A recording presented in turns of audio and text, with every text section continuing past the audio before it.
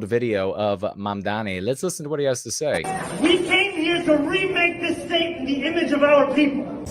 We came here to remake this state in the image of our people. Anti-Vilification League, our good brother, he shared, and I quoted him here. Our brother Anti-Vilification League is right. Quote, he said, quote, we came here to cause white erasure. And I tagged Drew in this is such a salient example of the mindset of an anti-white. I said, I'd suggest that of the objective truths concerning Mamdani's position, of which there are several, that the most productive truth for Western kind is that Mamdani came here to white erase our people and our expressions, culture, history, norms, etc. Believe them. Listen to the anti-whites. That's one of the things that I did over the years to figure out how to defeat them, was listening to what their actual motives were, uncovering. And I've worked sales jobs where you've got to find out what's the real objective. What is their real objection as you're having the conversation? Because so rarely people will give you what they honestly are objecting to. It's a little bit embarrassing. They don't want to have that spoken directly to. So you have to uncover it yourself as you're having a conversation with them. And you can do this with anti-white. I mean, he's outright telling you here. Why would you then hear him saying this and conclude that the conversation should be about Jews? Why would you hear him saying this and conclude the conversation has to be about communism? He is here to white erase us physically and our expressions. And anti-whites, this is what they feel in their marrow. This is what their real drive. This is what is.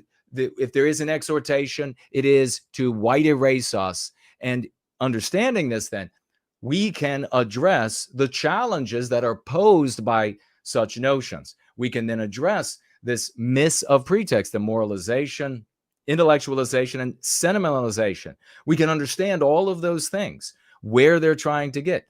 And as a consequence, we can speak directly to and undermine them with that knowledge, positioning ourselves on the moral high ground when we do it, so that in our families, in our dinner tables, at our workplaces, we win the day, instead of having this approach that you saw in this AI created from black and white television, where there's just some authority figure that says, no, it's not going to be done anymore. They were doing that. Millions and millions of white parents were telling their white children, no, never in my house again. And we lost the West. Just know that. Millions and millions of white fathers, not in my house, it's going to ever happen. And we lost the West. So talk about another feckless loser strategy. But this is just a great way of pointing out what they actually are motivated by, what they celebrate, what the outcome is to which they drive. We got this other one here about Diwali, which is going on right now, and that you see the president and so many in the government, Republicans, Democrats alike, state, county, federal government, all celebrating. They're all coming out now and saying, Happy Diwali, Happy Diwali. All of this going up all around me. Well, I wrote this post here that I thought was worth sharing with all of you. Remember, tag me as No White Guilt if you have something you would like to share or ask while we are together. And don't forget that you can financially contribute. You can donate, as a matter of fact, to the Foundation for White Wellbeing.org, the premier institution in service to white well-being across the West.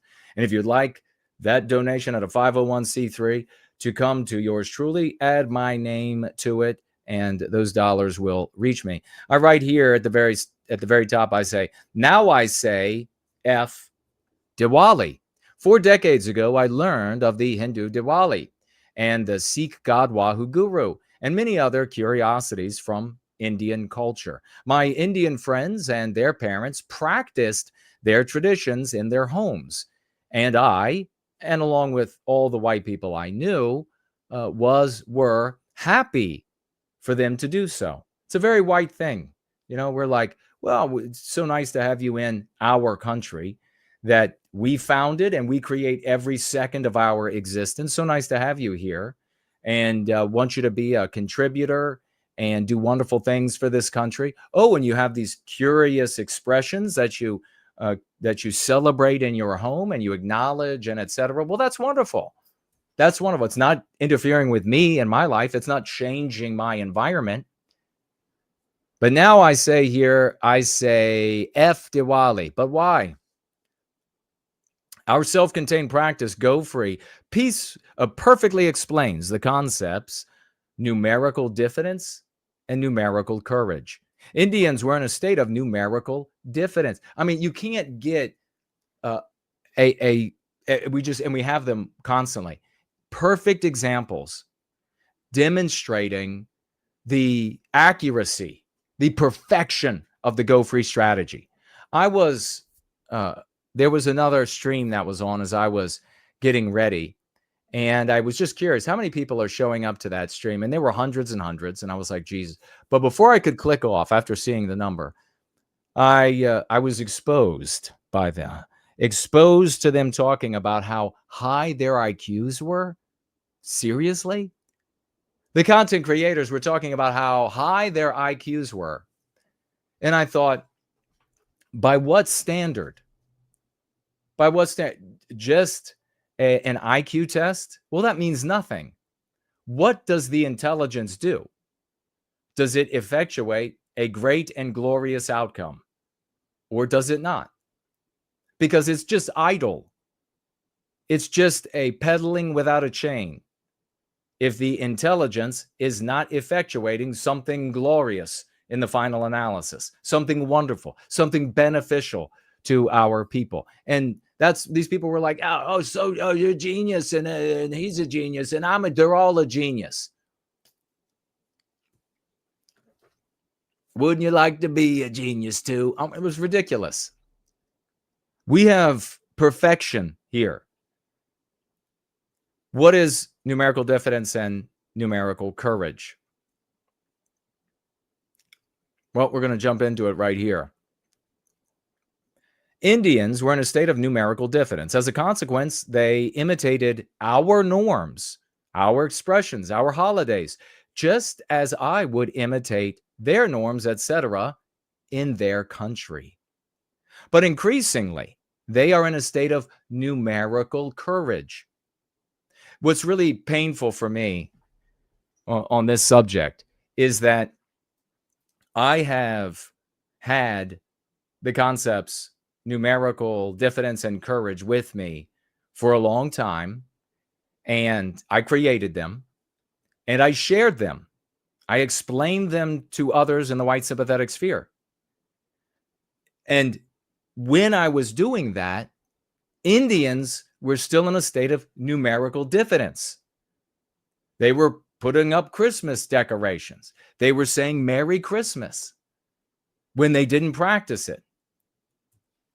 They were celebrating Independence Day as though it mattered to them, as though all these alien people who created Western civilization on this continent, our brothers and sisters, as they lauded and applauded them and recognized that, of course, the white race created America.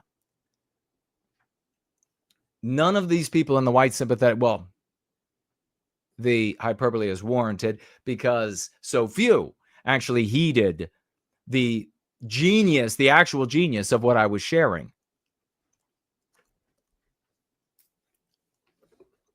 Increasingly, Indians are in a state of numerical courage, and as a result, they are forcing me to be part of their culture by way of Diwali and other cultural expressions. Now, this year, I go out and it would be Christmas. All of the lights are the same lights that are used for Christmas. The houses are decorated like Christmas. The lights are on. There's celebrations. like Christmas, but it's not my Christmas. It's not our expression. It's their expression. And now I have to live it. I have to live inside of it. No, thank you. You can do that in your house if you want. But the problem is their numbers, their clout, etc., have been allowed to grow to the point of numerical courage. So what does numerical diffidence mean? It means that the people in question who are numerically diffident are too intimidated, too humble, too etc., to express their biospiritual instincts onto our environment because they know we won't like it. It's not our instincts expressed on our environment, it's theirs. They know it's at contravention to our expression. They know that there is no possibility that there can be both. One must displace the other. So they keep it to themselves. And then as a consequence, we can have peace. That doesn't last once a people reaches numerical courage. Now, I use numerical because that's most accessible to the midwits. But there are other factors that bolster a courage in a people and also weaken the courage or resilience in a people. Of course, we see in the white race, if we had even a modicum of identity, we would have far too much confidence in ourselves, far too much dignity in ourselves for Indians to force us to participate in their expression. At the same time, the ethnicity, the religion of Hinduism, in this case, etc., is helping to bolster the numbers of the Indian community across the West, specifically here in the United States, Canada, and Australia. I don't know what their impact is in New Zealand.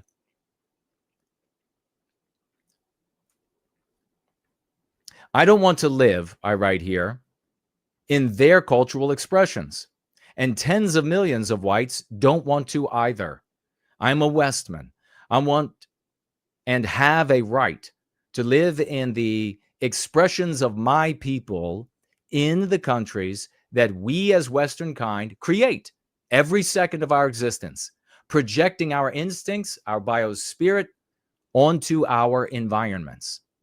Biospiritual incompatibility on this scale is not sustainable. So when the Indian population was small, of course, there is biospiritual incompatibility with them, but that incompatibility was too small to become problematic. As you have one or more people, I say here in just a moment, that reach numerical courage, and they are expressing that on their environments, which are our environments and other people's environments, as that happens, you end up with a cultural arms race.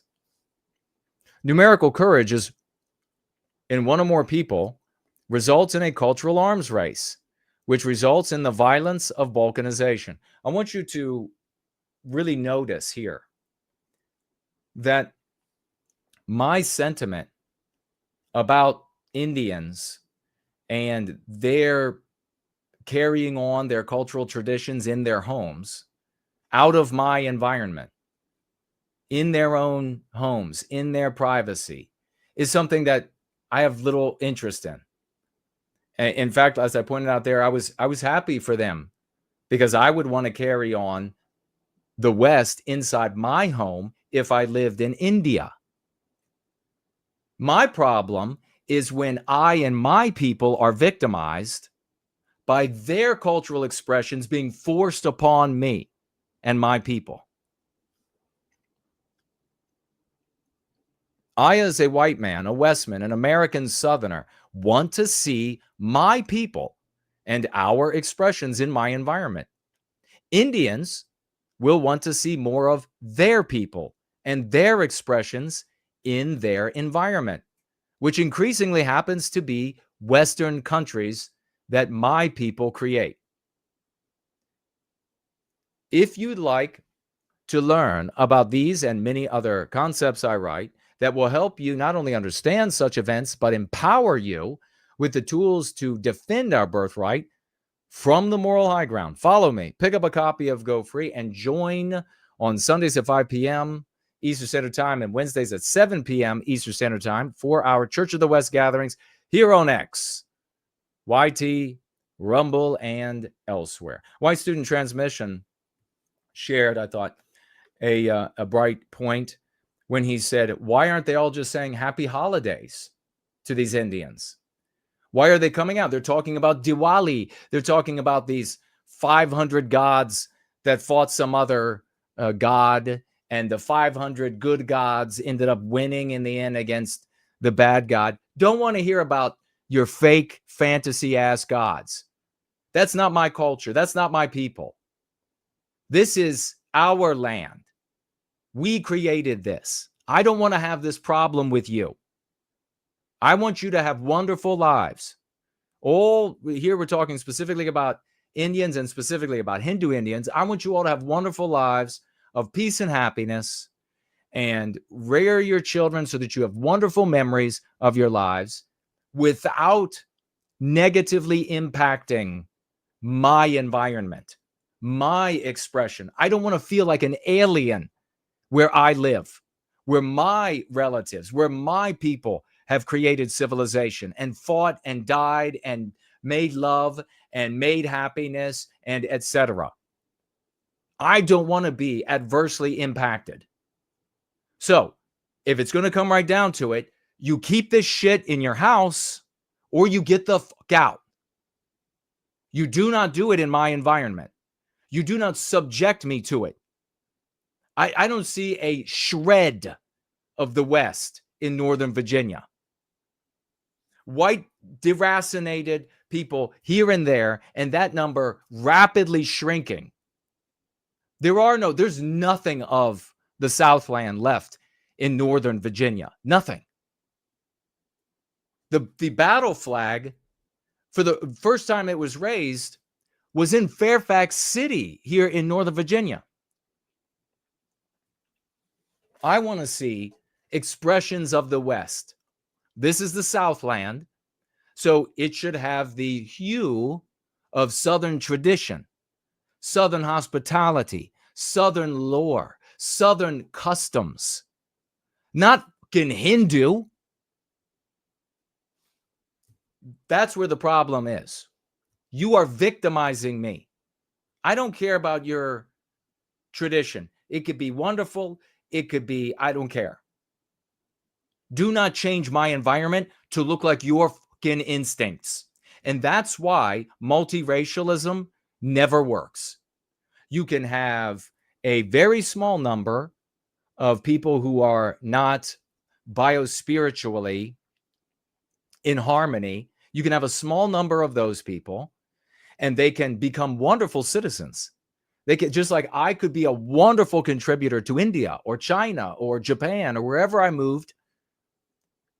I could join their military. I could join their police. I could be a wonderful contributor. And if they're smart, they would celebrate my contribution just as I celebrate their contributions in Western countries. But do not fucking remake my country to look like you. Do you understand? That's where the problem arises. That's why there's no such thing as a successful multiracialism. Of course, in my opinion.